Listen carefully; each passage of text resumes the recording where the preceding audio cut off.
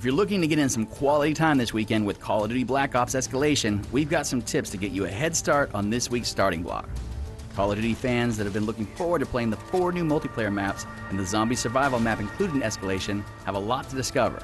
The 4 new maps, Convoy, Zoo, Stockpile, and Hotel, are all fairly diverse. Here's a quick look at each so you know what to expect when you get started.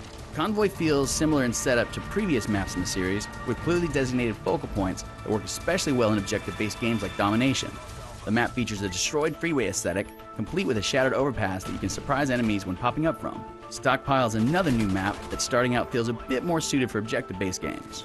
With lots of elevated positions, windows, many of which have great field of vision, also makes the map feel like a likely favorite for players partial to sniping. For those that like their action a little more up close and personal, Hotel is definitely one of the 4 new maps that is uniquely suited for fans that are a bit more into running and gunning with shotguns and submachine guns. Zoo, as the name and scenery implies, takes place in an abandoned, overgrown zoo. Aside from the empty cages, the map is fairly split between choke points and points with good shooting alleys that have decent visibility. Switching over to the Call of the Dead map for some zombie survival, tip number 1.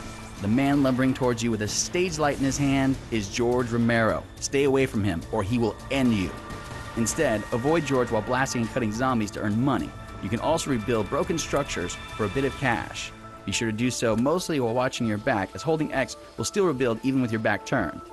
In order to progress your way into the map and survive the rounds of zombies hoarding toward you, you need to earn enough money from killing zombies in order to buy your way past the boats and other debris that are placed in your way.